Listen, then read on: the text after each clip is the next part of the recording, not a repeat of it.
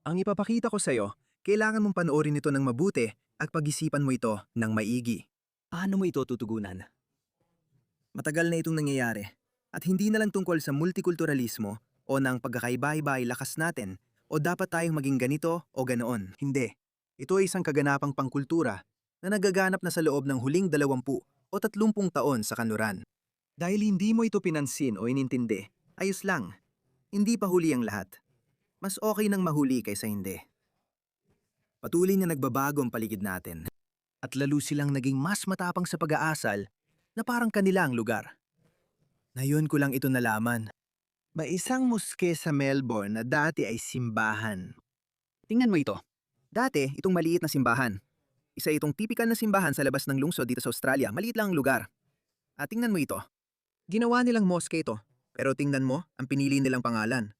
Hagia Sophia. Sige, nasa hilagang suburb. Tingin ko sa North Melbourne, Doreen. Pwede naman kahit anong pangalan pero pinili nila Hagia Sophia. Alam mo kung bakit? Alam nila na hindi pinapansin ng mga taga-Kanluran yon. Pati mga Kristiyano, nagpaparaya na lang. Wala silang pakialam sa ganitong pangiinis. Patuloy ka pa rin nilang inaasar at ginagalit. At ginagawa nila yan sa ngalan ng kalayaan sa relihiyon.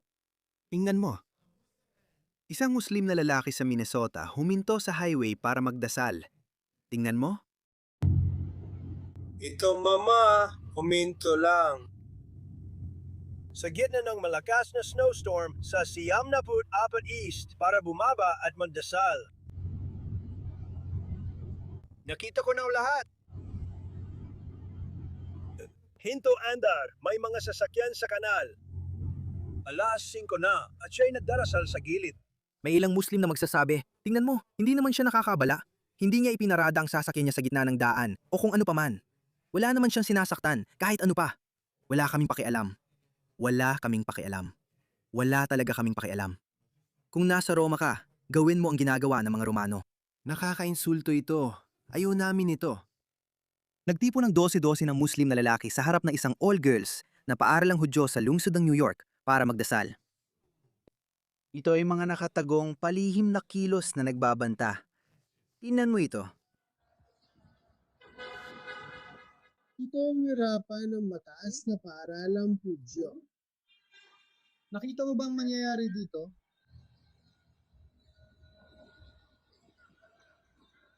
Ginagawa nila yan ng sinadya. Sinadya nila yan. Alam nila kung ano ang kaya nilang lusutan. Alam nila na wala kang gagawin. Alam nila na hindi ka mag-react dito. Tignan mo yan, bawat isa sa kanila. Yung iba maliliit na bata pa. Lahat sila kasali dito. Lahat sila kasabwat dito. Provokasyon ito. Pananakot ito.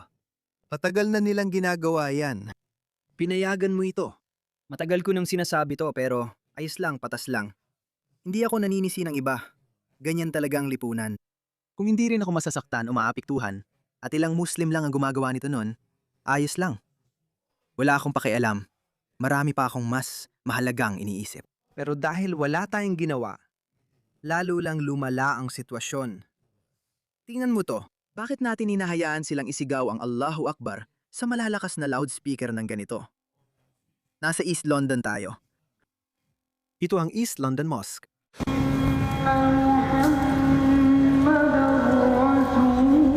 Bakit mo ito papayagan?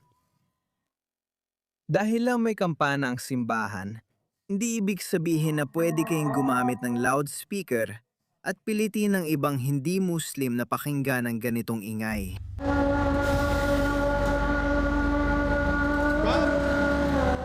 Hindi, ginawa na nilang normal ito. Ang punto ko, wag nating gawing normal ito. Magsalita tayo laban dito. Bakit kailangan nilang palaging gawin ito? Bakit kailangan nilang palaging gawin ito sa mga kilalang lugar natin? Tingnan mo itong Tower Bridge. Bakit? Bakit? Bakit? Bakit? Hindi. Hindi ko papayagan to. Tingnan mo, ipapakita ko pa sa'yo. Ang dami ko pang ganito.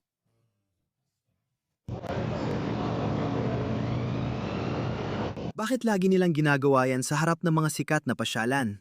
Bakit? Bakit nila ginagawa ito sa harap ng mga paaralang Hudyo? Bakit nila ito ginagawa sa Times Square at Trafalgar Square? Bakit nila pinapalitan ng pangalan ng mga mosque sa Hagia Sophia? Parang sampal ito sa mukha ng bawat hindi Muslim na para bang sinasabi nilang magagawa namin ang gusto namin. Pero hindi na ngayon. Ganito ka dapat tumugon. Pakinggan mo ang alamat mula sa Ireland. Nagalit siya nang makitang dalawang Muslim nagdarasal sa gym locker room at sinabihan silang umuwi. Tingnan mo, hindi ito reliyosong kailangan. Totoo, pwede kayo umuwi dahil may probisyon. Ang punto ko ay, mas marami sa inyo ang kailangan gawin ito, okay? Huwag ninyong gawin mag-isa, huwag ninyong gawin kapag mas marami sila o kung anuman. Huwag ninyong gawin. Siguraduhin ninyong walang hindi patas na kapangyarihan. Okay, kung 3 kayo, 1 lang sila. O kung 4 o 5 kayo at 2 sila. Pagkatapos, lapitan sila ng magalang at mabait. Sabihin, uy mga pare, ano to? Palayasin sila. Hindi, ayaw namin ito. Hindi ito gym locker room. May valid siyang dahilan para pigilan siya. Sagabal ito. Hindi ito dasalan, siripalit lang. Hindi nga dapat may prayer room pa. Ganito ang nangyayari kahit saan. Oo, dati akong nagtrabaho sa isang korporasyon. Noong kalagitnaan ng dekada 2010, napansin kong may mga prayer room na umusbong. Sabi nila, bukas ito para sa lahat, pati Kristiyano. Pero iba ang dasal nila. Kailangan talaga magdasal ng mga Muslim. Kaya gumawa kami ng mga prayer room para sa kanila. Naiintindihan ko, maganda at maayos itong gawin. Ganun ng tao. Parang wala namang masama. Gumawa na lang tayo ng maliit na prayer room para sa kanila. Pero ang kabaitan mo ay napagkakamalang kahinaan mo. Dito sa atin, kung titigdan mo ang desisyong ito, nakabase ito sa malasakit at may saysay naman. Sa kabuuan, kapag tiningnan mo ng mas malawak, may intindihan mong kapag nagsimula kang magbigay ng mga ganitong pasilidad siguro nga. Kapag nagsimula ka magbigay daan sa isang banyaga at mapanlabang relihiyon na likas na pampulitika, hindi lang doon magtatapos yon. Gusto pa nila ng mas marami at mas marami pa. At tingnan mo, na yon marami ng lugar sa kanluran kung saan ang mga Muslim ay malakas na pinapatugtog ang kanilang sigaw. Yung mga sigaw na nakakabingi, yung nakakainis na sigaw. Pinapatugtog nila ito sa mga malalakas na speaker. Nagsimula lang ito sa habag. E ano ngayon? Hindi naman ako nasasaktan. Kung gusto mo magdasal doon, ayos lang. Gusto mo pa? Sige lang, bibigyan pa namin kayo ng pondo mula sa buwis ng mamamayan. Ganyan din sa halos lahat ng bansa sa kanduran. Samantalang hindi naman talaga natin dapat binibigyan ng anumang pondo sila. Napatunayan na nila na kapag pinadali natin ang bagay para sa kanila, hindi sila tumitigil. Gusto pa nila ng mas marami at sinusulit ang kahit kaunti na ibigay mo. Yan bang panalangin? Walang paraan. Hindi ko problema yan. Nandito ako para baguhin ang batas. Hindi ako nandito para panuorin ito. Kunyatang kalokohan. Pasensya na. Lumabas ka. Putay, ang kalabahan niya. Tumayo ka. O manhin? Marte ka ba? Lumabas ka rito.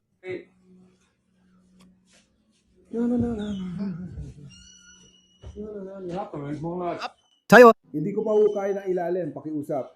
Yakat mo yung puwet mo? Hindi, paumanyin. Paumanyin. Diyos ko. Magaling. At least umalis ka na dito, layas. Walang problema. Tara na. Ilabas niya yan sa harap ng hardin, mga pare. Tingnan mo siya, nakatayo siya sa harap niya. Magaling. Tingnan mo. Mahilig talaga dyan ang mga Muslim. Lalo pa silang ginaganahan dyan dahil di umaalis o gumagalaw sa pwesto ang isa. Hindi na nga siya dapat nagdadasal.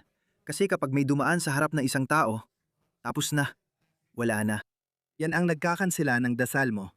Sinabi ni Muhammad na kapag may aso, asno o tao na dumaan sa harap mo, mawawalang bisa ang dasal. Ayon kay Aisha, inihalintulad mo kami. Ipinantapat mo kami sa mga aso at asno. Islam ay relihiyong pabor sa kababaihan. Pero bakit hindi siya gumagalaw? Dahil maliban na lang kung magtatanim ka ng patpat sa harap mo habang nagdadasal ka sa harap ng iyong prayer mat, walang pwedeng dumaan sa harap mo. Dahil kapag yumuyuko ang mga Muslim, dapat silang yumuko kay Allah at walang sinuman ang dapat dumaan sa harap nila. Iyan ang isang punto. Kaya kahit di sila gumalaw, alam nila yon. Kaya kung may nagdadasal, dumaan ka lang sa harap nila. Hindi nila gusto yon, pero hindi sila kikilos, gaya ng lalaking ito na hindi gumagalaw. Alam mo kung bakit? Dahil doon siya nasisiyahan. Sa isip niya, ramdam niya, ala, tingnan mo. Yung mga masama at di naniniwala, itagbawalan ako magdasal sa'yo. Pero nandito pa rin ako ngayon. Nanatili akong matatag para hindi ang katatagan. Ang katatagan ay mga Kristiyano na hindi sumuko kahit itinapon sila ni Nero sa harap ng mga tao sa Colosseum at ipinakain sila sa mga leon. Yan ang matatag. Yan ang katatagan. Hindi yan katatagan. Kasi kung magdala tayo ng aso o baboy, tingnan mo, tatakbo siya. Hindi pwede ilagay dito, walang problema. Pwede mo bang buksan ang pinto? Pakiusap, pakibuksan mo yan. Lagyan mo ng sapatos yan. Pakiusap, pakibuksan mo yan, pare. Kita mo, yan. Yung bilis na yon, hindi naman tumagal. May bihisan sa loob ng 2 minuto, pwede kang magpalit. Sige, hindi dito, ilabas natin, pakiusap, o dalhin kung saan ka dapat naroroon, hindi dito. Lumayas ka. Maraming salamat. Lumabas ka. Gusto niyang saktan siya, pero hindi niya kaya. Mahal ko ang mga Irish. Magaling sila at marunong lumaban kahit walang baril. Pasensya na. Hindi ito paninira sa mga kapwa kong Briton, pero kayo ang sumakop sa mundo. Baka nakaramdam kayo ng guilt, kaya pinalaki ng edukasyon ninyo ang henerasyon ng laging humihingi ng paumanhin. Hindi ko alam kung bakit palaging humihingi ng paumanhin ang mga Briton para sa kanilang nakaraan. Ganyan na talaga mula noon. Narinig mo na ba ang isang Italyano na humingi ng paumanin sa mga Pranses o nung sinakop ni Julius Caesar ang mga Gaul at tinalo si Vercingetorix? Ipinagdiriwang ng mga Pranses sina Vercingetorix at mga Romano bilang bahagi ng kanilang kasaysayan. Hindi mo kailangan magpaumanhin dito. Ganyan talaga. Ang pinakamalakas at pinakaumunlad ang nakakakuha ng lahat. Ganyan talaga lagi. Hindi mo na kailangan mag-sorry. Pero dahil hindi naman nananakop ang mga Irish, kaya nagtataka sila. Anong ginagawa mo? Hindi ko alam. Masama ang kultura, mga pare. Ang mga Aleman, madalas humingi na paumanhin sa nakaraan nila. Sapat na siguro, si Hitler yon. Pero di mo kailangang humingi ng paumanhin. Sige, hindi mo kailangang magpalaki ng isang henerasyong tinuturuan na masama at ubod-sama tayo. Aminin lang na may bahagi ng kasaysayan na ganoon at marami talagang nangyari. Ang alyado ang nagtakda ng mga kondisyon na nagbigay daan sa paglitaw ng isang pinakakanang pasistang leader tulad ni Hitler. Kaya may bigayan talaga. Walang bansa, tradisyon o kultura ang dapat humingi ng tawad sa pagiral, kahit pa sa madilim na nakaraan. Tignan mo, matuto ka sa mga Muslim. Sinakop, ginahasa, at nilimas nila ang hilagang Aprika mula Espanya hanggang India at ipinagmamalaki pa nila ito. Hindi nila binabanggit pero ipinagmamalaki pa rin. Ano nangyari? Timan mo, ano? Pumunta ka lang dito para sa gamit mo. Oh, ano? Lord, silid bihisan ito, hindi silid dasalan. Hindi mo ba naiintindihan? Oo, hindi pwede magdasal dito. Nung muli, nagdasal para baguhin ang kwarto. Kung gusto mo magreklamo, Ito ay isang silid-bihisan. Magdadasal ka ba sa nakasabit na Irish na karot o kung ano man? Anong problema mo? Ano ang gagawin mo kung ipagpag niya ang karot niya? hindi ka pwedeng kumunta dito. Uy! Umatras ka. Pasensya na, pare. Sige na, pakiusap. Pakiusap. Maraming salamat. Salamat na lang. Hindi. Alsa talaga ako dito sa kwarto. Dito sa loob, pumasok lang ako para kunin ang mga gamit ko, pare. Karapat dapat ito. Bumalik ka kung saan ka nang galing. Ginagawa nila ito, tapos sasabihin nilang Islamophobia. Bakit ba galit ang lahat sa atin? Ayaw mo ring makita kung gaano kadumi ang banyo dahil kailangan nilang hugasan ang mga paa nila. Inilalagay nila ang mga paa nila sa lababo tapos isinusuksok pa ang mga daliri nila. Nakakadiri. Nagkakalat sila ng tubig kung saan-saan. Gumagawa sila ng maliliit na naipong tubig kahit saan. Nakakadiri. Pangit na kultura, pasensya na. Galing na ako doon, kaya hindi mo ko pwedeng sabihan o akusahan ng pagiging racist. Kilala ko ang kulturang ito. Hanapin ko ang unang bersyon ng ginagawa mo. Ipagdarasal ko sa iyo nung umalis ka. Kila, thank you. Lumayas ka. Magaling. Hindi rin nagtagal ang batang taga-Hilagan Island. Sawang-sawa na siya. Pwede naman siyang umiwas pero hindi niya ginawa. Parang, punyeta, tama na to. Sige, tingnan mo. Isang taga-New York na may-ari ng tindahan ang nagalit nang makita ang Muslim na pulis na nagdarasal sa banig at humaharang sa daan papuntang banyo. Bakit mo ginagawa yan sa harap ni Danny, pare? Gustong-gusto ko yan. Pinost nila at nilagay ang nakangiting mukha ni Ma'am Danny. Diyos ko, sobrang peke ng tawa at ngiti, di ba? Pare, di ko alam ang nangyayari. Pero tol, pumunta lang ako sa banyo at tumingin. Pare, may 12 dito na nagdarasal. Lumabas ka dyan, pare. Anong nangyayari?